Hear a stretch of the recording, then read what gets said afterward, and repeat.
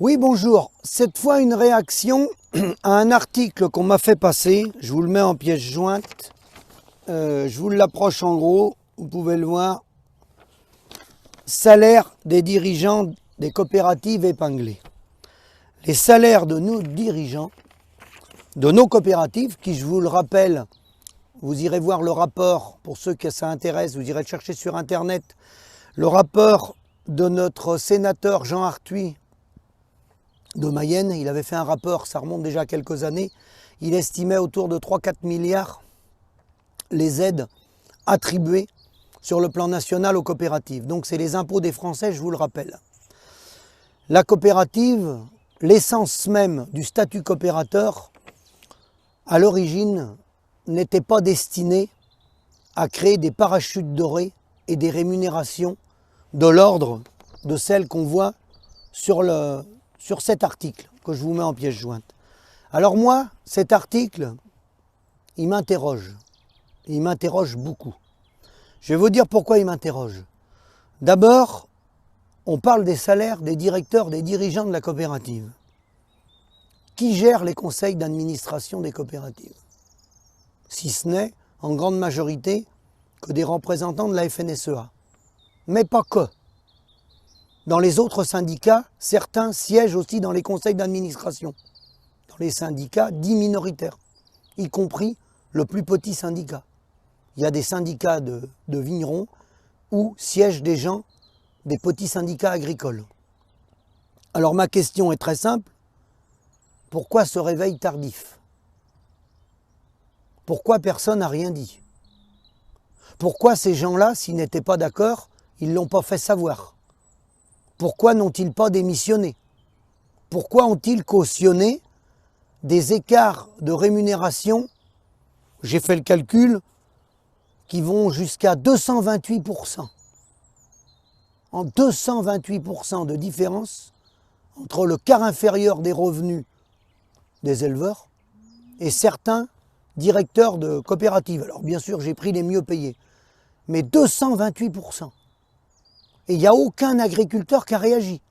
C'est-à-dire que l'agriculteur, ceux qui sont dans les conseils d'administration, ils ont gardé leur indemnité, ils ont cautionné l'affaire, ils représentent soi-disant nous tous, nous paysans, sur l'ensemble du territoire national, par coopérative, et ils ont laissé ça, sous les yeux des paysans et des Français, parce que les Français participent, puisque les coopératives sont financées.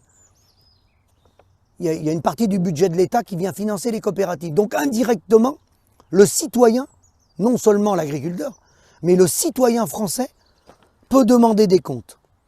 Alors, bien sûr, on est scandalisé, parce que je pense que là, ce n'est pas du tout dans l'essence même de l'esprit coopérateur. Moi, je pose la question à Dominique Chargé, qui est le président de anciennement Coop de France, qui s'appelle maintenant la coopération agricole. Est-ce que ça le choque? Si oui, il faudrait qu'il s'en explique. Sinon, faut qu'il justifie, lui qui est pour la globalisation de l'économie mondialisée, la théorie de Ricardo des coûts comparatifs, il prétend qu'il faut être performant, compétitif, innovant, toujours aller de l'avant pour être de plus en plus performant. On est performants, nous les paysans, puisqu'on a fait des gains de productivité énormes depuis 40 ans. Comment peut-on expliquer qu'un paysan qui a fait des gains de productivité énormes, 40% gagne moins de 350 €, et dans ceux qui gagnent moins de 350 €, ils sont aussi performants que le voisin.